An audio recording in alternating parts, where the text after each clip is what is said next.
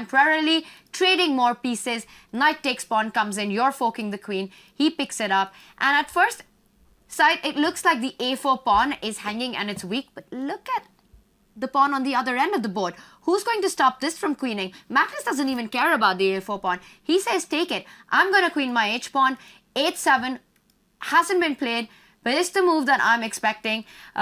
Peter, Magnus slows down. He sacrificed the pawn. The material right now, it's actually Fabi has an extra pawn, but this one, it can't even be called a pawn anymore. That's one massive pawn on the board, which will queen very soon. Rook h8, but how are you breaking that defense? I'm trying to find. Yeah, well, if the rook ever reaches, honestly, my main reaction was also queen takes e7, because this is a very typical French kind of construction that the bishop on d3. Can you just refresh, because I think we're just not getting that on our board. What? Just refresh the game on, yes. Oh, everything is Our analysis board isn't updating. Ah, wow. Yeah, because in our case we see everything, but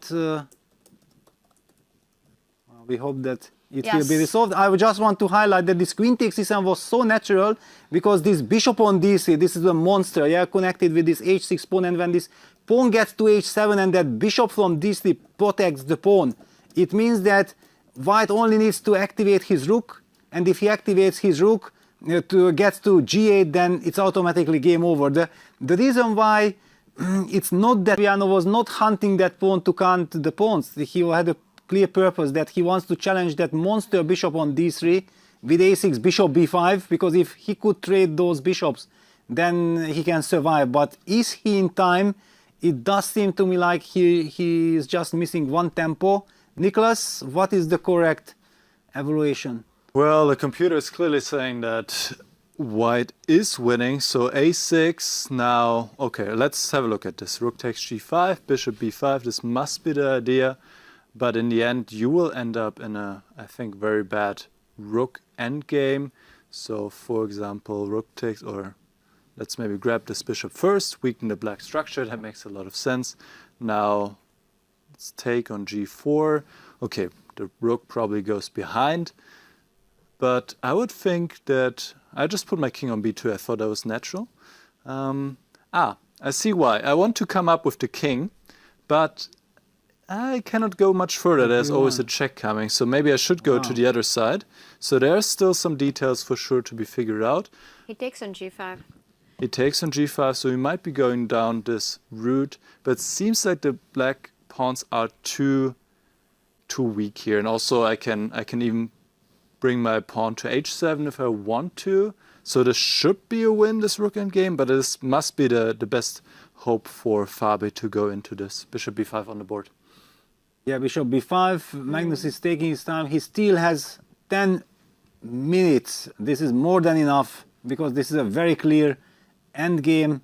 I like what Nicholas highlighted, yeah, that to take on b5, making sure that black will not have an outside passer. Yeah, so after bishop b5, ab, we have double those pawns. Then we take the time to collect the g4 pawn and rook f1. Yes, it does seem like the only key move is that you have to get towards the center with your king, because it looked like king b2 just wins automatically, but no, there black can hope for something. And then with all this rook g6 check, then rook g7 check, h7, no matter that black's rook gets behind the pawn, white's king is just marching up the board, and it's a matter of time till black's position will fall apart. Well, it has already fallen apart, but when it completely collapses. And the fact that Fabi is so calm, his heart rate at 85, it makes you feel like he understands this about the position. That against Magnus especially, there's no saving this one. We remember him in complicated position where you're playing for 3 results and there are chances. His heart rate is all over the place. But Magnus Carlsen, he is just showing his technique, showing his class right now. And it looks like he is about to win this one. It will be a rook pawn endgame. And again, it comes to that his initial decision, Peter, to create this H passer. That moment when he decided, and it was right here, right out of the opening, he took this very big critical decision to actually trade on g5, and something that we were not so sure about, and create this h-passer. And this was Magnus's vision, that in the end game, just how strong and powerful this will be and how difficult it is for Fabi to actually get out of the mess that his pieces are in, given this French pawn structure that we have been highlighting. Magnus played it out to perfection. This is the live board currently. Bishop b5.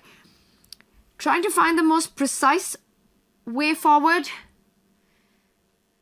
Do you think he's going to take on b5, or is he going to try to keep the bishops on the board? Yes, well, this is the point that bishop f5. Again, we have some technical problem. Let me try to...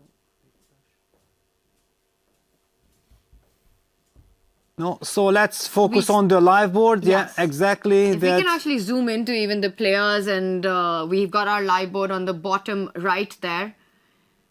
Yes. Ignore the analysis board, that's a position from earlier on in the game, but actually quite a critical one, because compare the live board. That pawn on h6, it started its journey right there on the analysis board. Yeah, and okay, Magnus is taking his time because he feels that this bishop takes b5, ab, rook takes g4 should be a technical win. On the other hand, he might want to win on the spot, but keeping the bishop, then the g-pawn still stays alive, and he goes for rook g6 check first. Okay, Longer on g4. he takes, the check comes. It's the line we're expecting now. Just an important moment. Does the king step to d2 or b2? And he has to step to d2 so the king can approach the rook, which makes perfect sense. Magnus will do this 100%. He has done it already. The rook will go behind the pawn, and now it's really for choice. You can put the rook on g6. You can put the pawn on h7. I think he will put the pawn on h7. I don't see anything wrong with it. Rook g7 check. And the king has to go to c6. Otherwise, you're just going to drop another pawn. Yeah, what else to do? King c6. So maybe you can put me on a big screen, because this is still not the live position that we have there. We've got the live position on the bottom right board. Right, at least we have it on the bottom right. Yeah, rook So- f2 check was given. King d2, rook f2 check, another check. All right, is this some trick? Not really. King d1. All right, well, he says I can even put my king on d1. It doesn't really make a difference, because after rook h2, I will put my pawn on h7, and then it's the same thing. The king is running over, and what is black going to do in the meantime? The only thing that I see is somehow, well, let's just put on the board something like this, the king walking over, but also then king g1, and I can put my rook on b7. I can try to collect these pawns. It must be somehow connected in this direction, something like this, where black is dreaming to save the game. This is the position, rook h2 on the board, rook g7. We're going to go down this route, rook g7 check. Now the king will step up. It has to go to c6, otherwise I'm dropping this pawn immediately. So king c6, h7, and now, yeah, b6, it makes the most sense to me. b6, and then to try and activate the king via f5, something like this, but this cannot be enough, Peter. Wow, but if black really is able to put up so much resistance, and I would come back to this rook f2 check, that was such a key defensive move, because that move kind of forced white back to the back rank. So after king e3, probably he would have had time to collect the c2 he wanted pawn. to take here, but Yes. even this would be also winning, because the pawn is so far advanced. But But you don't Magnus wanna was go like, he doesn't want to allow any kind of complications, so he just went king d1, And- and this should also be enough. What's the move counter right now? We've got 4 moves to go. Yes, we have 4 moves to go. Fabi under 3 minutes, and a very difficult position to hold. Do you even hold this with an hour on the clock? Yeah, that's a, well, do you believe that you can hold? That's another kind of question, but Not yeah, really, at least, yeah, the feeling is it should be borderline lost, but if we have time to go king c6, b6, and walk with the king over to the king side, there is some hope, but white's king is coming. White's king is coming, so Coming, this... but okay. I have to, okay, You first have of all, I have push to the play pawn. h7, of Yes, course. yes, I have to protect Yeah, so the pawn. b6. So b6, king e1, king d6. All right. And Let's- now King King F1 F1, makes yeah. sense. King King E6, King G1, put Okay, the rook rook somewhere. H5. Rook But H5, then you can far go rook away. B7. Then King F5. Then King F5. And with the king, we will be cutting. So Okay, this if we that's- eliminate the H7 pawn, we are already That's fighting. the hope that we can, Yes. if we take the 2 pawns, it's actually a draw because the king is so active.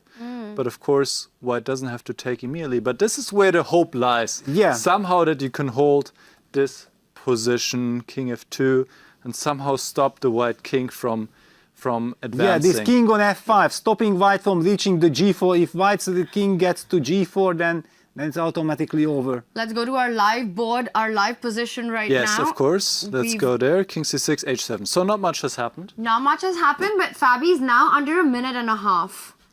Yeah, and what else is he going to do? Yeah. I mean, the only other idea Yeah, that I with see would be to B4, play yeah. B4. C takes B4 and then B6. This could And be then another king idea B5, to yeah. activate the But king. I did not like it that after C3, rook C7, you will beautifully protect both pawns. Yeah, that's very, very well pointed out. The rook protects both pawns. The king walks over.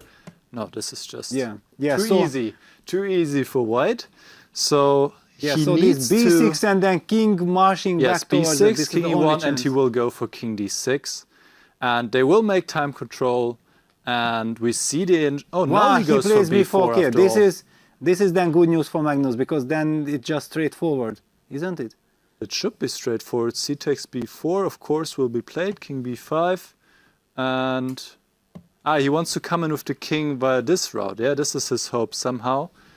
That he can put a... But okay, even I can give the B4 pawn, I can play rook C7 instead of C3, just making sure that I cut your king and then I Like start this, yeah? walking. Yeah, king F1, king G1 and we walk. Yeah, even there's a potential C4, but okay, this looks Yeah. already too Just too systematic. murky. But King F1... What? Computer is saying it's not over yet? Well, I think it should be over. It should be because king G1 and then we are coming with the king. That's it. Everything Yeah, is yeah, yeah, protected. The Yeah. king just starts Yeah. stepping up with the black king too far. And I believe some decisions have been made, and we see the idea of the king marching forward. So takes and time control has been met, but it might be too late because as we're talking about, the white king simply marches towards the black rook. Magnus doesn't give the c3 pawn. King f1, king g1, and then step by step you go g2, g3. I don't see how Fabi is now fighting this one. He's got the extra time on the clock, but nothing to play for. Yeah, 2 extra pawns and Magnus is playing quickly too. yeah. Because it is obvious. The rook is defending everything. The rook has to be tied down to the h-file. And I think we're going to see resignation fairly soon because there's really not much that Fabiano can do here. Both players have reached time control, at least. Tanya? Yes, and let's point out that it's the bottom right board, which is the live board as we see Fabi. You can see it on him, Peter. He knows that this endgame is all over, and he's facing Magnus Carlsen. Yes, it's hopeless. It's straightforward. Yeah, there are no obstacles. Yeah, okay, king g1, rook goes back, king steps up. Yeah, all the moves are coming instantly by Magnus. It always signals that the player is completely confident that he is winning this automatically. The rook has to stay connected to the h7 pawn, but then you lose control of keeping white's king on the back rank. And slowly but surely the king will march up. Black will have to play the move king to f4 to stop that king from going further on. And after king f4, you can even start targeting the d5 pawn. You can start with a check on f7, forcing black to take a decision, and then go after the d5 pawn as well. I mean, you can do about anything here, it feels like.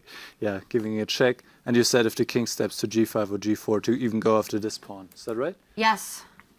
But I don't know if you want to give up your h7 pawn, No, because you I don't really need want to to. hold on to it for as long as possible, but it's Yeah. hard for black to make moves. At some point, you will have to allow the white king to start stepping up. Yes, it is And we just a matter are of getting time. an update that it is over. Fabiano Caruana has resigned in this endgame. Impossible to save. Magnus Carlsen is the champion. He wins the Freestyle Chess Go Challenge in style. A shaky start in the round robin, struggling a little bit against the jacks, but Peter in the knockouts, in the classical, after that one loss against Ali Reza, Magnus was unstoppable. Yeah, absolutely. And he also has won all his white games. Yeah, just like just like Levon Aronyan. Incredible, yeah. Whenever they got the white pieces, one did not even really have the feeling that the opponent had a chance. Today, certainly, Fabiano got into a very unpleasant position right from the